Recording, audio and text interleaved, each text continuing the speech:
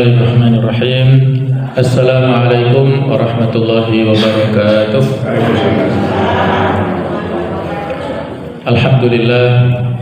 Alhamdulillahilladzi bi ni'matihi tatimmu shalihat wa bi fadlihi tatanazzalul khairat wal barakat wa bi taufiqihi tatahaqqaqul maqasid wal ghayat.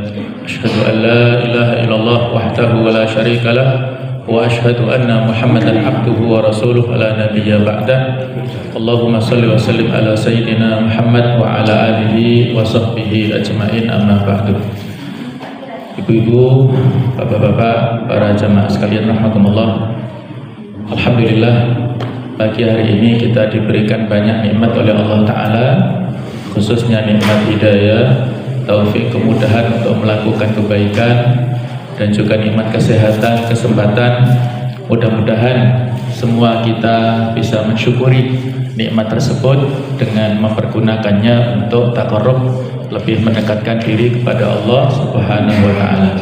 Dan mudah-mudahan seluruh amal kita diterima oleh Allah Ta'ala, ya. Walaupun kita melakukan aktivitas dunia, tapi selama niatnya lillahi ta'ala dan amal itu atau aktivitas itu tidak bertentangan dengan syariat kita, maka itu tetap mengandung pahala, ya.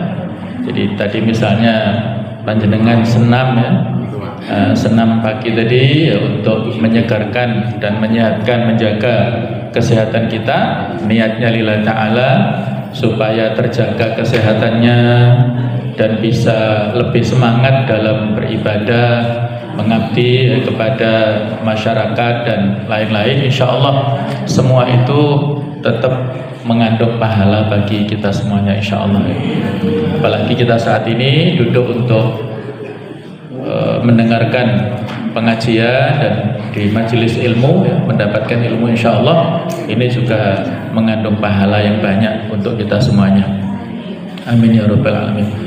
Jemaah sekalian, tema yang saya sampaikan ada perbedaan sedikit, ya, dengan pengumuman sebelumnya. Kalau sebelumnya terkait dengan supaya kita tidak meninggal dalam keadaan su'ul khotimah, maka yang saya sampaikan di sini berjudul bahagia dengan husnul khotimah dan sengsara dengan su'ul khotimah.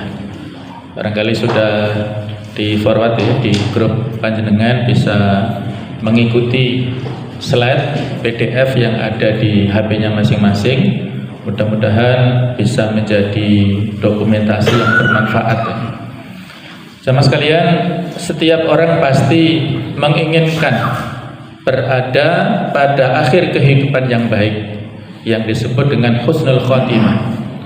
Husnu itu adalah baik, al-khotimah itu adalah akhir kehidupan. Jadi husnul khotimah adalah akhir kehidupan yang baik, bukan pada yang buruk atau disebut su'ul khotimah, akhir kehidupan yang buruk. Namun sudah sering kita saksikan ada beberapa orang yang mati dengan sangat tragis, sangat mengerikan, yang mungkin kita belum pernah melihat sebelumnya. Su'ul khotimah inilah yang patut kita waspadai dan berusaha untuk tidak berada di ujung kehidupan semacam itu. Keadaan seseorang saat tutup usia memiliki nilai tersendiri, karena balasan baik dan buruk akan diterimanya tergantung pada kondisinya saat tutup usia. Sebagaimana potongan hadis yang sahih yang diriwayatkan oleh Imam Bukhari, innamal a'mal bil khawatim, sesungguhnya amal-amal itu tergantung pada penutupnya, pada penghujungnya. Ini potongan dari hadis yang sebelumnya disampaikan oleh Rasulullah SAW, bahwasanya dalam kehidupan ini kita mungkin, ya, melihat orang-orang tertentu yang ada di sekitar kita. Ada bunyi hadisnya begini, ya, innal abda la ya'malu amal ahli nar wa innahu min ahlil jannah. Ada seseorang yang dalam kehidupannya itu melakukan keburukan atau kemaksiatan, ya, sehingga dalam pandangan manusia orang ini pantas untuk masuk neraka. Tetapi sebenarnya Allah mentakdirkan orang ini masuk surga, artinya dia bertaubat dari kemaksiatan, dari dosa-dosanya, dan dia perbaiki kehidupannya, dan di penghujungnya akhirnya dia husnul khotimah dan masuk surga. Kebalikannya, wa innal abda la ya'malu ahlal jannah wa innahu min ahlin nar. Ada orang yang baik, orang yang mungkin rajin ibadah, tetapi dia pada penghujung kehidupannya itu misalnya ya melakukan kesyirikan, menyembah kepada selain Allah, ataupun dia meyakini ada makhluk yang punya kekuatan ghaib, kekuatan di luar kemanusiaannya, di luar kendali makhluk, menyamai seolah-olah seperti Khalik, maka orang ini nanti bisa terhapus amal-amalnya dan pada penghujungnya dia masuk neraka ya, su'ul khotimah.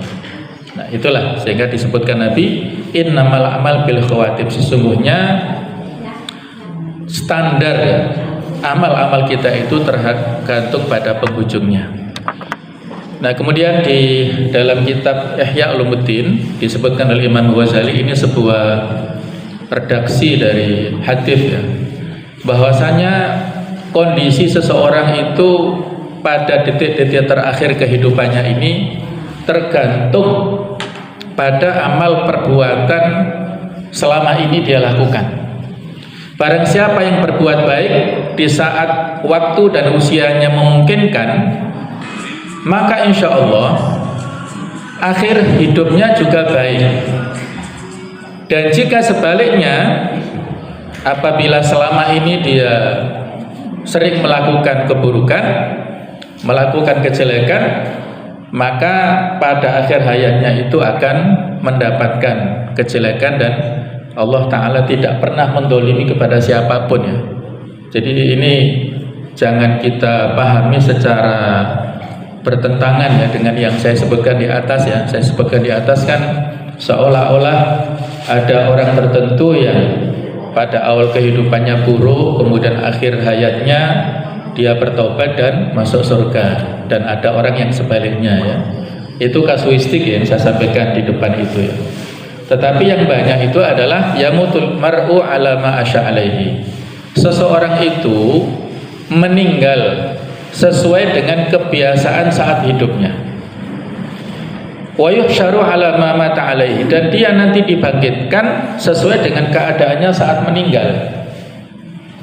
Jadi kalau dia kebiasaannya datang ke masjid, kebiasaannya menghadiri majelis ilmu, kebiasaannya melakukan amal-amal yang baik, insya Allah meninggalnya itu juga pada saat yang baik, pada saat ada di masjid, sholat jamaah, pada saat sholat, saat sujud, saat baca Al-Quran, atau ada yang saat umroh, saat haji, masya Allah ya.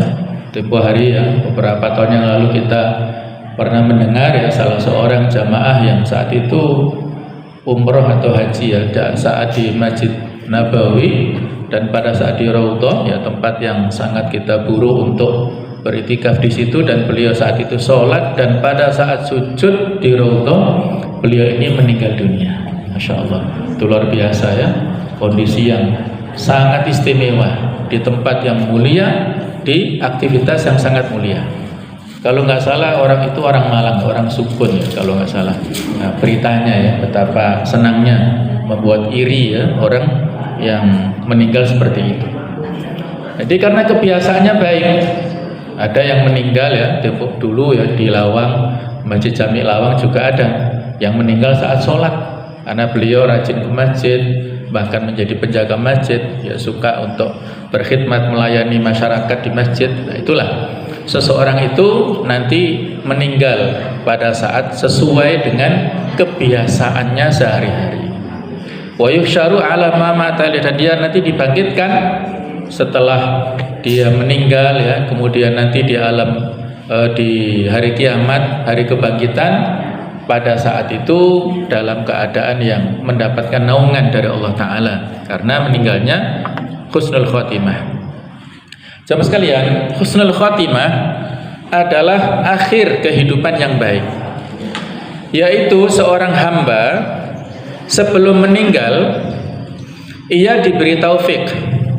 Taufik itu artinya kemudahan untuk melakukan kebaikan, untuk menjauhi semua yang dapat menyebabkan kemurkaan Allah Subhanahu wa taala.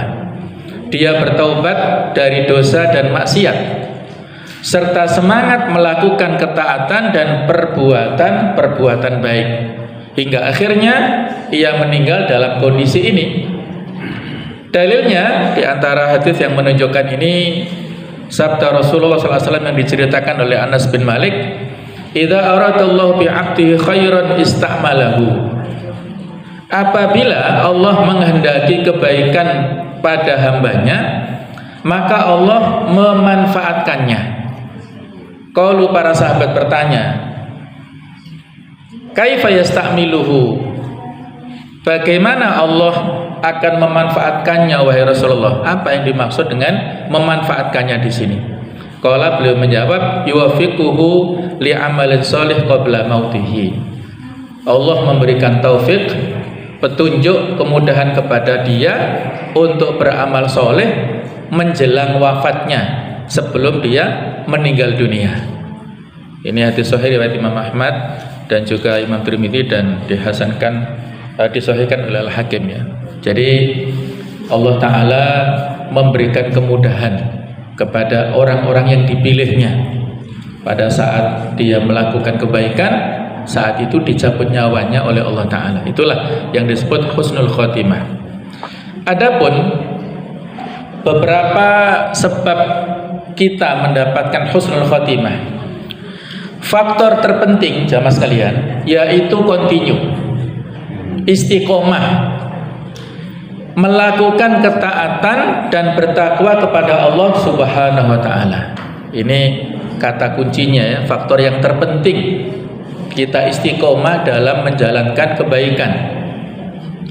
Ayat yang sering sekali diingatkan kepada para jamaah Jumat ya, ittaqullaha haqqa tuqatih, bertakwalah kepada Allah dengan sebenar-benarnya ketakwaan, wala tamutunna illa wa antum muslimun, jangan sekali-kali kalian meninggal kecuali dalam keadaan muslim.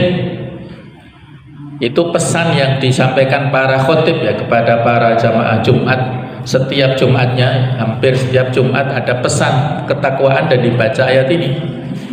Ini memberikan peringatan kepada kita ya, bahwa masing-masing kita tidak bisa merencanakan kapan meninggalnya. Wa ma tadri nafsun madza taksibu ghadan. Tidak ada seorang pun yang bisa mengetahui apa yang dilakukan besok. Apakah kita masih bernafas ataukah tidak, kita masih bisa bergerak atau tidak, itu tidak ada yang bisa mengetahui. Wa ma tadri nafsun bi ayyi ardin tamut, di bumi mana dia meninggal dunia, di tempat mana dia meninggal dunia, itu tidak ada yang tahu ya, tidak ada jaminan. Maka karena kematian itu sebuah rahasia yang tidak pernah diberitahu kepada siapapun, maka sewaktu-waktu kita harus siap. Kapan dan dimanapun kita meninggal dunia harus siap. Sehingga kesiapan itu harus diimbangi dengan amal-amal kebaikan. Amal soleh bukan hanya kita lakukan saat di masjid ya. Kalau kita baik, kalau kita bisa menjaga hati, kalau kita bisa melakukan amal-amal yang soleh di tempat yang baik, di tempat seperti ini di masjid, saat berkumpul dengan orang-orang soleh, kita menjaga istiqomah dalam kebaikan, itu sesuatu yang wajar.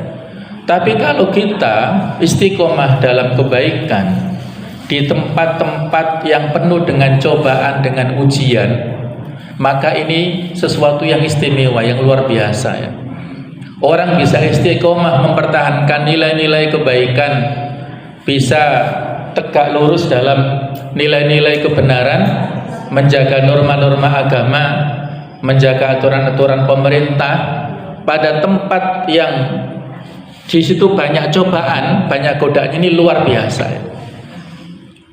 Yang sering justru kita banyak tergelincir di tempat-tempat yang penuh dengan cobaan ya. Yang kalau bahasa umumnya ada 3 ta itu ya, harta, apa Pak? Tahta dan wanita. Ya, itu ya. Jadi 3 cobaan, harta, tahta, wanita. Ya Allah ya. Ada akhir-akhir ini yang viral ya di media massa, seorang pejabat yang kena OTT KPK ya karena kasus suap ya, pertambangan. Saya tidak menyebutkan ya karena ini ya aib lah, tapi pelajaran bisa kita ambil. Pejabat ini ternyata ya bergelimang dengan hal-hal seperti, walaupun usianya ngapunten ya sudah sepuh ya, tetapi ternyata untuk, mohon maaf ya, ini sekedar untuk pelajaran, saya nggak menyebutkan namanya, jadi insya Allah bukan ghibah ya, tapi ini pelajaran bahwasanya menjadi pejabat itu ujian ya, cobaan. Banyak orang yang bisa bertahan dengan kebaikan, tapi juga tidak sedikit yang tergelincir ya. Karena yaitu punya banyak fasilitas, punya banyak uang, bisa memenuhi segala keinginannya. Jadi untuk memenuhi keinginan pribadinya ya, dia itu membooking, mohon maaf ya, 34 wanita itu sampai habis 3 miliar. Ya Allah. Jadi ya Allah, ini kita istighfar ya. Ya mungkin Allah alam ya. Kalau mungkin kita berada pada posisi itu mungkin lebih sesat barangkali ya. Jadi kita bersyukur dengan hidayah yang Allah Ta'ala berikan kepada kita. Jadi kita bukan melihat dari sisi orangnya ya, tapi kepada perbuatannya yang naudzubillah ya, mudah-mudahan tidak menimpa pada kita atau anak-anak kita ya.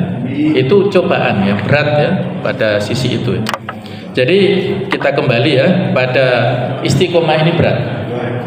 Intinya ialah merealisasikan tauhid, menjauhi hal-hal yang diharamkan dan segera bertaubat dari perbuatan haram yang melumburinya.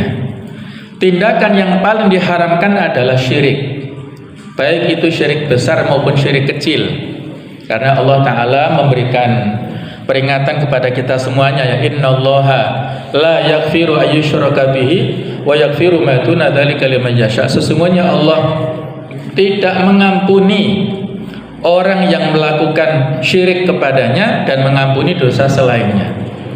Wa may yusyrik billah, siapa yang berbuat syirik menyekutukan Allah, faqad iftara itsman azima, maka dia telah melakukan perbuatan dosa yang besar ya. Jadi syirik ini harus kita waspadai. Kita jaga tauhid, kita jauhi syirik. Tapi kadang-kadang karena kita tidak mampu untuk membedakan ya, tidak punya ilmu mana sih yang syirik dan mana yang boleh, mana yang tidak syirik, itu kadang-kadang kita tidak punya ilmu, sehingga tidak sedikit di antara manusia atau seorang muslim yang melakukan kesyirikan tapi dia tidak menyadarinya. Itu yang bahaya ya. Dia berbuat syirik tapi nggak sadar. Ya, memberikan keyakinan Allah Ta'ala yang harusnya diyakini sebagai Ar-Razzaq, zat satu-satunya yang memberikan rezeki misalnya, tapi dia masih punya keyakinan ada makhluk tertentu yang bisa melancarkan rezekinya. Nah misalnya begitu ya, sehingga datanglah dia ke tempat tertentu, dikasih ritual tertentu, kemudian dikasih benda tertentu. Nah ini pesannya, taruh di depan tokomu misalnya ya. Akhirnya ditanam di depan toko. Nah, ternyata setelah ditanam benda itu, tokonya menjadi laris. Ketika dilepas, tokonya menjadi sepi. Nah itu bahaya.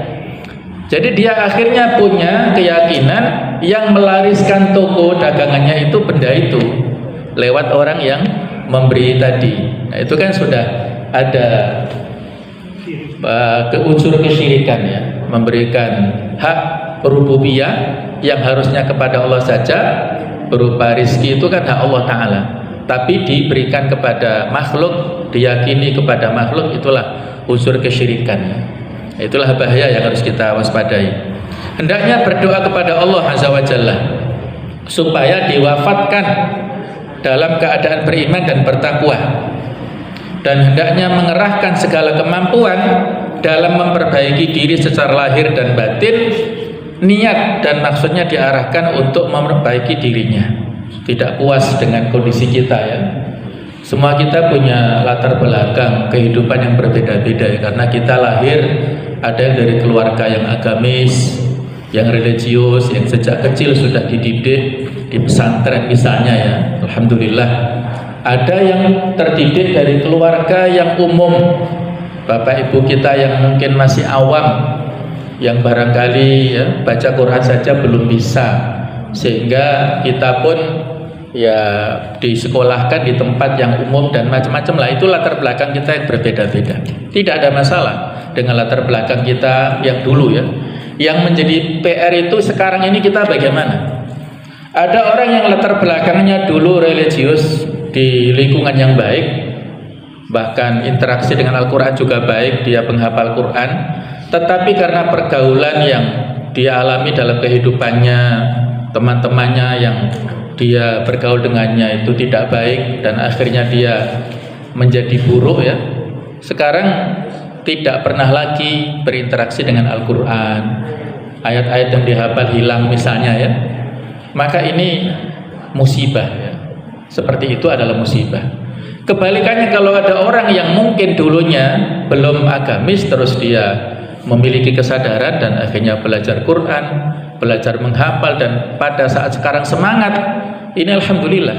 Nah, jadi masing-masing tidak kita lihat latar belakangnya, tapi yang kita saat inilah harus usaha memperbaiki diri semuanya. Nah, juga kita harus rutin berdoa. Doa inilah yang harus selalu kita panjatkan kepada Allah Ta'ala. Di dalam Al-Quran diantaranya Nabi Yusuf mengajarkan doa kepada kita yang diabadikan di surat Yusuf 101 ya. Tawafani musliman walhiqni bisolihin. Wafatkanlah aku dalam keadaan Islam dan gabungkanlah aku dengan orang-orang yang soleh. Jadi kata-kata musliman itu sudah dikenal sejak zaman dulu ya. Walaupun secara identitas nama itu nama Islam sebagai sebuah agama adalah agama di bawah Rasulullah, tetapi inti daripada ajaran Islam ini sudah diajarkan oleh Nabi dan Rasul dulunya. Jadi intinya sama, tapi syariatnya yang ada sedikit perbedaan. Nah, kata-kata musliman, Nabi Yusuf berdoa, kemudian Nabi Ibrahim, ya Nabi Musa, dan nabi-nabi yang lainnya memberikan pesan yang mirip-mirip seperti itu, kata-kata muslim ya. Ya Allah, wafatkanlah aku dalam keadaan Islam dan gabungkanlah aku dengan orang-orang yang soleh. Kemudian di situ saya tambahkan ya, doa yang bisa kita amalkan pada saat kita sujud, di samping doa sujud yang sudah masing-masing punya pilihan ya, silahkan yang pendek ataupun yang panjang silahkan. Nah, kalau ada waktu, terutama pada saat sholat sunnah, monggo kita baca 3 permintaan pada saat sujud ini. Allah marzuqni taubatan nasuha. Ini permintaan pertama, ya Allah, berikanlah rezeki karunia kepadaku taubat yang sebenarnya. Jadi minta supaya kita dimudahkan bertaubat. Warzuqni husnal khotimah. Anugerahkanlah kepadaku akhir kehidupan yang baik, husnul khotimah, yang sesuai dengan tema kita ini. Yang ketiga, ya muqallibal qulub tsabbit qalbi ala dinik. Wahai zat yang membolak-balikan hati, tetapkanlah hatiku berada di atas agamamu. Jadi 3 permintaan ini. Ini doa yang diajarkan oleh Syekh bin Baz kepada murid-muridnya ya. Beliau menyampaikan 3 pesan ini dan bisa kita amalkan ya. Kalau kita sebaiknya menghafalkan dengan bahasa Arabnya ya. Tapi kalau dengan bahasa Indonesia ini para ulama beda pendapat ya. Ya sebaiknya tidaklah, karena khawatir sholatnya tidak sah ya. Walaupun ada yang mengatakan boleh kita doa dalam sujud dengan bahasa Indonesia ataupun dalam hati juga boleh ya. Intinya 3 permintaan kita minta kepada Allah Ta'ala.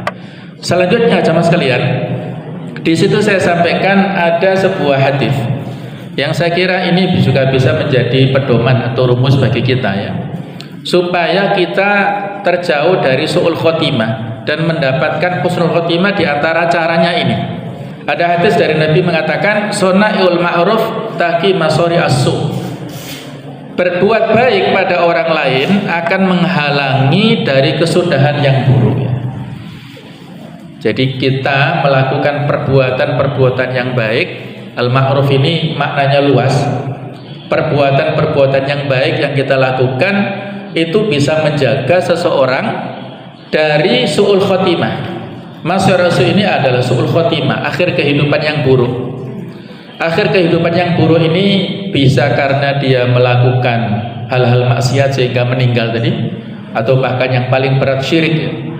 Dia saat misalnya ya pergi ke tempat tertentu dengan meyakini tadi ya melakukan ritual tertentu di tempat itu untuk mendapatkan wangsit misalnya, sehingga dia ada unsur kesyirikan terus meninggal. Nah, berarti itu termasuk masari usuk tadi, akhir kehidupan yang buruk atau su'ul khotimah. Atau juga masari usuk itu adalah akhir kehidupan, kematian yang rata-rata kita tidak mengharapkan. Ini di antara doa Nabi yang saya sebutkan di sini ya. Di antara himpunan doa Rasulullah, Allahumma inni a'udzubika minal hadmi. Ya Allah, sesungguhnya aku berlindung kepadamu dari kehancuran, tertimpa reruntuhan ya. Jadi meninggalnya karena ada gempa bumi, kemudian kita kena reruntuhan bangunan sehingga meninggal misalnya. Wa a'udzubika minat taraddi, dan aku berlindung kepadamu dari kebinasaan karena jatuh. Lagi manjat kelapa tinggi misalnya, terus kena angin jatuh terus meninggal misalnya ya. Nah, jadi itu meninggalnya ya mungkin mengakibatkan misalnya kepalanya pecah atau yang lainnya misalnya ya. Naudzubillah. Wa a'udzubika minal gharaqi, dan aku berlindung kepadamu dari tenggelam, wal harqi dan kebakaran, wal harami dan pikun. Nah, jadi pikun.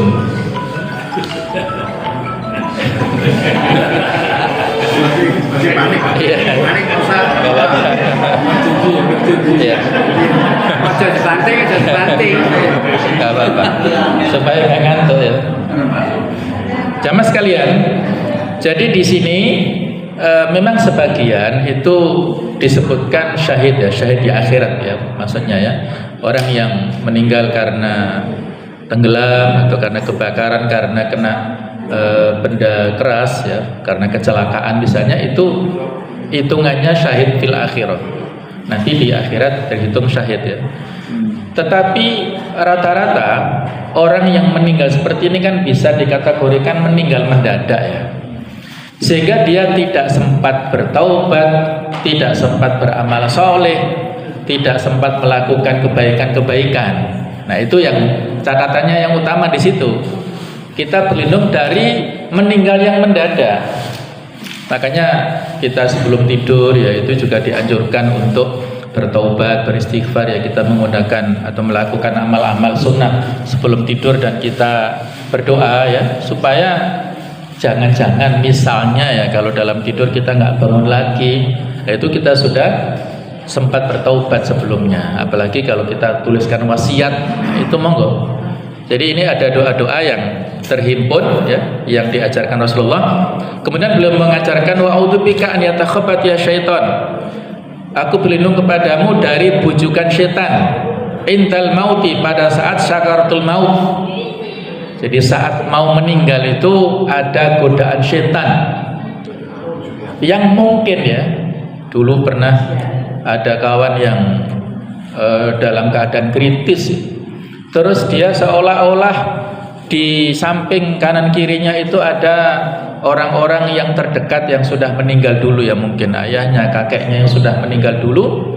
Ternyata memberikan bujukan-bujukan, rayuan-rayuan kepada orang ini supaya murtad.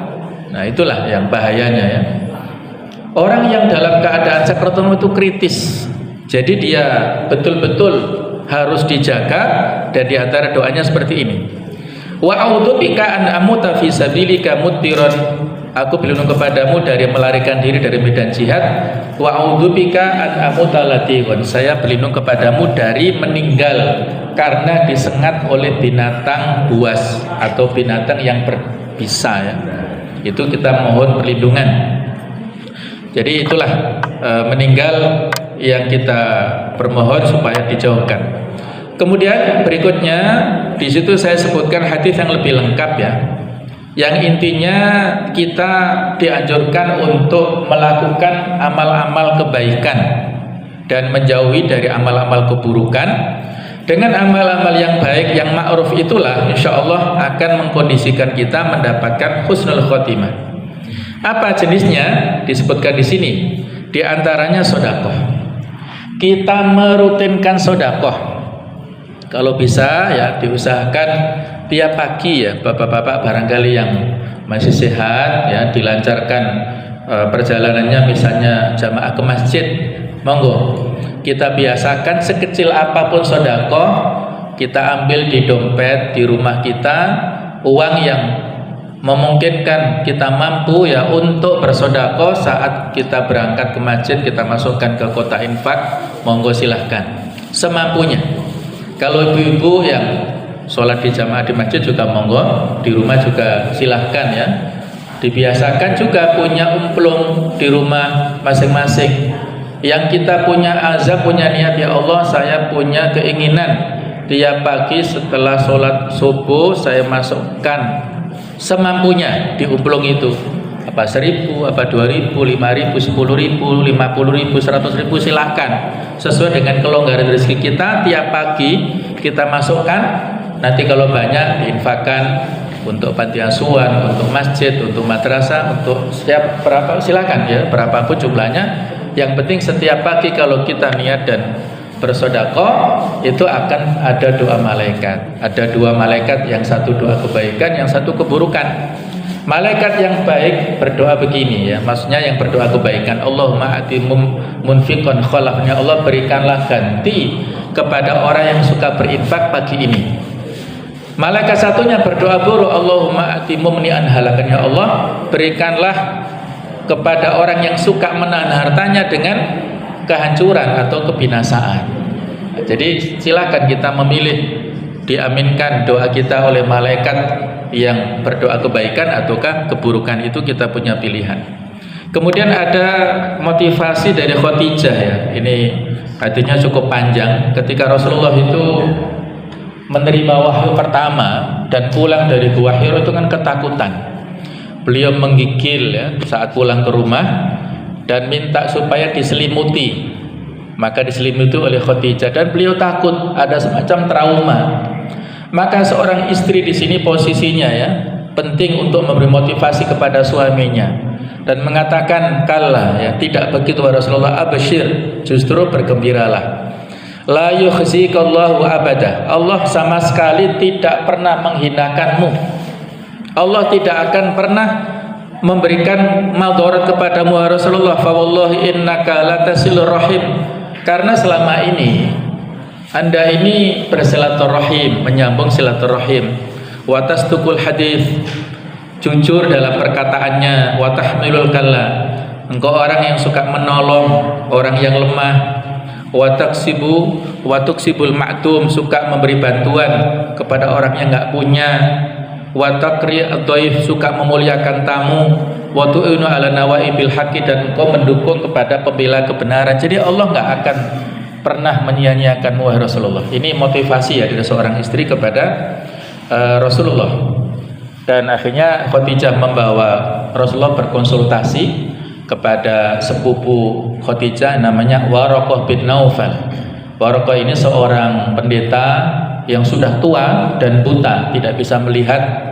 Ketika disampaikan oleh Rasulullah tentang cerita di Gua Hira, maka Waraqah mengatakan hadan namus, ini yang bernama Namus. Namus itu nama lain dari malaikat Jibril menurut orang-orang Nasrani, itu namanya Namus, yang dulu pernah mendatangi Nabi Musa dan juga mendatangi Nabi Isa. Jadi nggak usah takut. Dan engkau nanti ketika menyampaikan kebenaran akan terusir dari kaummu. Nabi kaget, apakah mereka mengusirku? Iya.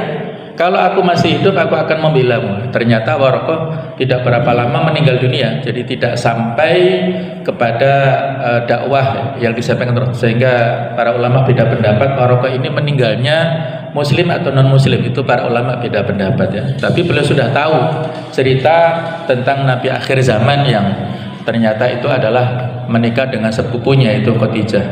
Nabi Muhammad menikah dengan Khadijah. Sama sekalian di situ saya sampaikan tentang ini ya, kisah. Ada kisah seorang syekh dari Maroko, ini kisah yang belum lama. Jadi ceritanya itu ada seorang syekh dari Maroko yang pada saat malam tertidur itu bermimpi ya, ketemu dengan Rasulullah SAW. Yang mana pesan dalam mimpi itu begini ya, wahai syekh, hendaklah kamu datang ke Mekah dan carilah seorang yang bernama Fulan bin Fulan bin Fulan. Ada 3 suku kata di sini supaya tidak keliru ya. Sehingga kita kalau umroh atau haji itu 3 suku kata supaya nggak keliru nama ya di paspor kita ini. Fulan bin Fulan bin Fulan, carilah, karena orang ini termasuk penduduk surga. Wah, ini pesan unik ya. Beliau pada saat mendapat mimpi itu ya berpikir, tapi ya dianggap sebagai mimpi biasa. Ternyata pada malam yang kedua bermimpi dengan pesan yang sama, ketemu Nabi dengan pesan yang sama sampai 3 kali berturut-turut, sehingga ini dianggap pesan yang paling penting. Maka beliau siap-siap untuk melaksanakan umroh, datang ke Mekah. Nah, selesai prosesi umroh beliau mencari-cari siapa nama ini, tinggal di mana, susah nyarinya. Ternyata di pusat kota Mekah nggak ada nama ini, dan baru dia temukan di luar pusat kota Mekah. Dia datang tanya-tanya, ketika ketemu dengan orang itu, orangnya penampilannya sangat biasa, tidak menampilkan sebagai seorang alim yang besar ya, tidak pakai sorban, nggak pakai jubah, nggak pakai seperti kiai pada umumnya di kita ya. Orangnya biasa, sederhana. Maka ketika bertemu disampaikan, saya jauh-jauh datang dari Maroko karena dapat mimpi dari Rasulullah, pesannya supaya ketemu Anda. Apakah Anda bernama ini Fulan bin Fulan bin Fulan? Betul.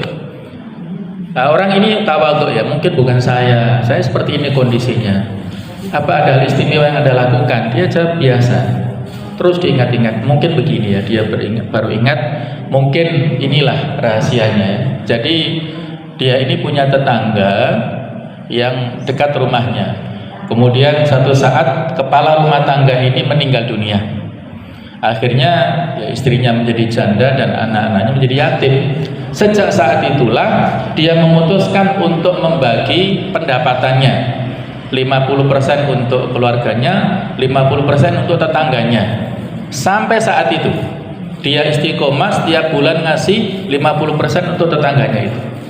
Nah, mungkin inilah ya pesan ataupun rahasia yang didapatkan oleh si tamu ini, dan akhirnya dia minta izin, silakan kamu bersiap-siap, kita berangkat ke Masjidil Haram.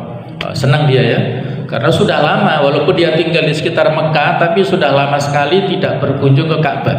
Mungkin karena kesibukan kerja dan sebagainya, atau mungkin karena pendapatan yang pas-pasan ya.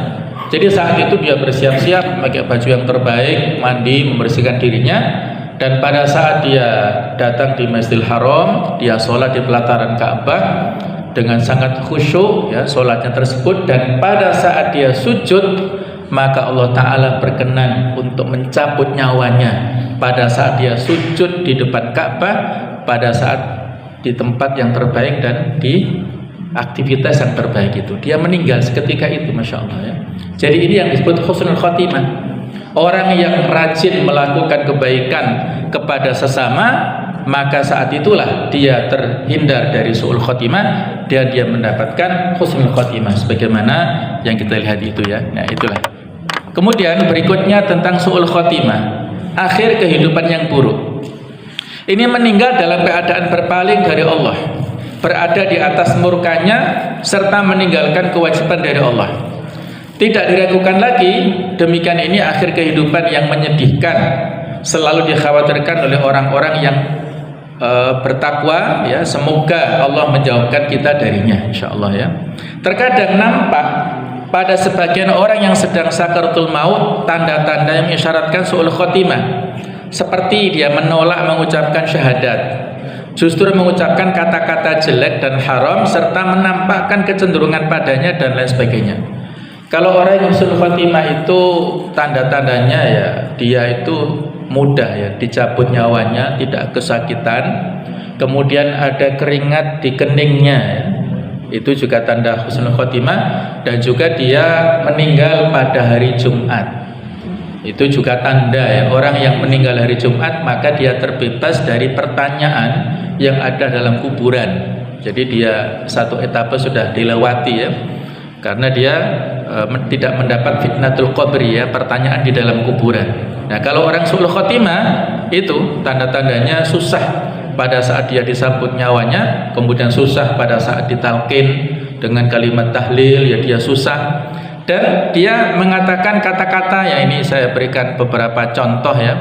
Jadi ada orang yang meninggal dunia karena dia sebelumnya itu suka jual beli kain ya.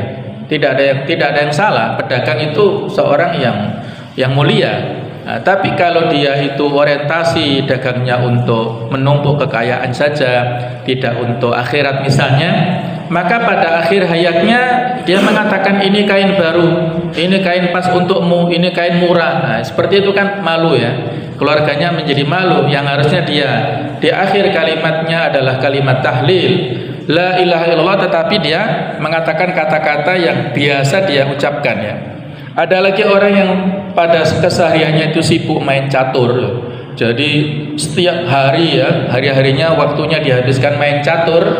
Pada saat dia meninggal dunia itu mengatakan kalimat atau kata-kata sekak, nah, ternyata mati ya, Masya Allah. Jadi pada saat dia mengatakan sekak, dia dicabut nyawanya. Ada pula yang pada saat dia hidupnya itu hobi ya untuk meminum minuman keras ya, arang atau anggur atau khamr ya, dia pada saat akhir hayatnya minta tolong tambahkan arak, tambahkan anggur, whisky, macam-macam lah ya. Kalau sekarang jenisnya narkoba itu, maka itu akhir kehidupan yang buruk. Ada orang yang meninggalnya karena apa itu, dia suka nyanyi misalnya ya, meninggalnya itu nyanyi dengan yang biasa dia nyanyikan ya. Ini kan sesuatu yang tidak kita inginkan ya. Ada satu sisi yang dia penghafal Quran, suka baca Quran, menjelang sakaratul maut dia melantunkan ayat Al-Quran, itu yang husnul khotimah. Tapi yang ini dia meninggal karena kebiasaannya buruk sehingga dilakukan menjelang kematiannya. Jemaah sekalian, saya kasih beberapa contoh di sini ya. Ada kisah seorang sahabat namanya Ar-Rajal bin Unfuwah. Namanya agak susah ya. Ar-Rajal ini seorang sahabat yang baik, menghafal Quran, alim ya. Satu saat di sebuah majelis seperti ini, Nabi mengatakan, wallahi demi Allah, ada di antara kalian laki-laki yang nanti di neraka giginya sebesar gunung Uhud. Wah, para sahabat takut ini. Siapa? Mereka saling lihat satu kanan kirinya. Siapa yang diprediksi Nabi masuk neraka itu? Sampai di dalam kalangan sahabat ada Abu Hurairah. Abu Hurairah ini seorang perawi hadis, ketakutan. Jangan-jangan saya. Jadi beliau takut. Dan sampai beberapa sahabat yang berkumpul itu ada yang meninggal karena berperang fisabilillah, ada yang meninggal karena berdagang, meninggal pokoknya banyak, tinggal 2 orang saja, Abu Hurairah sama Rajal ini. Nah, ternyata saat itu ada fenomena kemurtatan sepeninggal wafatnya Rasulullah. Banyak terjadi orang-orang yang murtad pada saat pemerintahan Khalifah Abu Bakar ya. Murtadnya itu gara-gara mereka tidak mau membayar zakat. Kalau yang muslim nggak mau bayar zakat, kalau yang non muslim yang mereka terikat perjanjian dengan negara Islam, mereka nggak mau bayar upeti. Nah, ini kan soal uang ya. Mereka ketika Nabi wafat nggak mau bayar kepada Abu Bakar, maka saat itu ditambah lagi dengan keberadaan Nabi palsu ya, yang terkenal itu namanya Musailamah. Ada yang mengatakan Musailimah. Beliau ini, dia ini orang yang lebih tua dari Rasulullah. Sebenarnya sudah lama dia mengaku Nabi palsu. Tetapi ketika Nabi meninggal, dia lebih marah lagi untuk mengaku dirinya sebagai nabi. Dia punya keahlian dalam bidang sihir. Dia katakan ini mukjizat saya. Nah, Rajal ini menawarkan kepada Abu Bakar, wahai Abu Bakar, izinkan saya mendakwai Musailamah. Abu Bakar yang mengetahui ini Rajal ini punya keahlian, ilmunya tinggi, orangnya soleh, orangnya baik, mengizinkan, ya silahkan.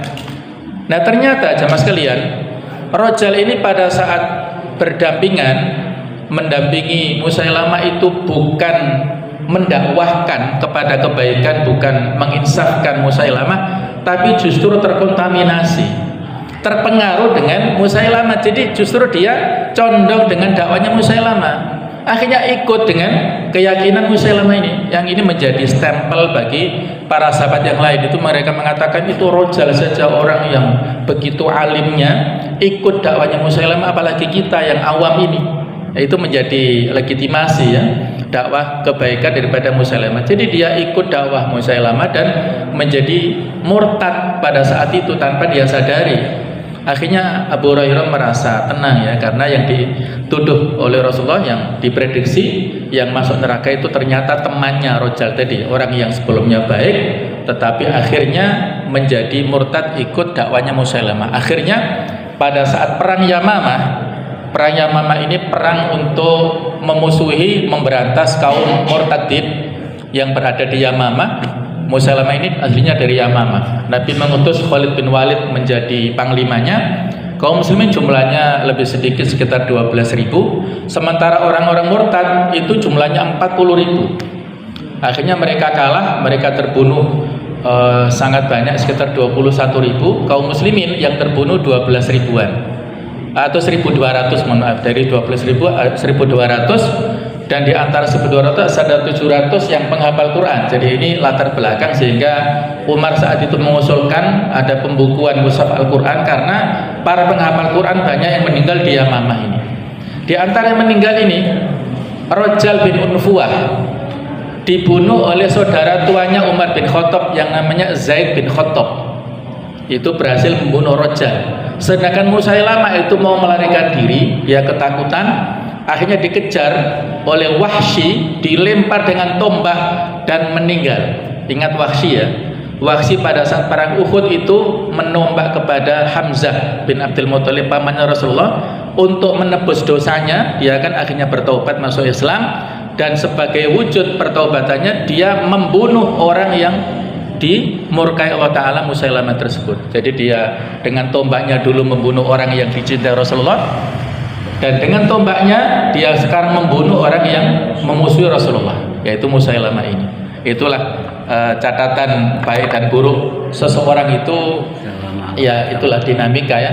Ada yang soleh akhirnya kehidupannya menjadi su'ul khotimah seperti Rajal, dan ada yang buruk kemudian akhir kehidupannya menjadi bertobat seperti Wahsy. Jadi ini sebagai pelajaran bagi kita semuanya, ya, bahwasanya kehidupan ini sangat dinamis. Kita harus menjaga keimanan kita, menjaga ketakwaan kita, terus berdoa, ya, dalam hidup kita ini. Insya Allah semoga dari yang sedikit ini bisa memberikan pelajaran kepada kita semuanya. Semoga Allah Ta'ala menjaga iman kita semuanya, istiqomah dalam kebaikan. Yang ini nilainya mahal, ya, hidayah ini nilainya sangat mahal, maka harus kita jaga, kita syukuri dengan sebaik-baiknya. Saya kira itu kita bahas pada kesempatan ini. Mohon maaf atas segala kekhilafan. Semoga kita istiqomah di jalan kebenaran. Kita, keluarga kita, anak-anak kita, semoga mengantarkan kita semuanya ke surganya Allah Ta'ala. Mohon maaf atas segala kekhilafan. Ihdinas siratal mustaqim. Wassalamualaikum warahmatullahi wabarakatuh.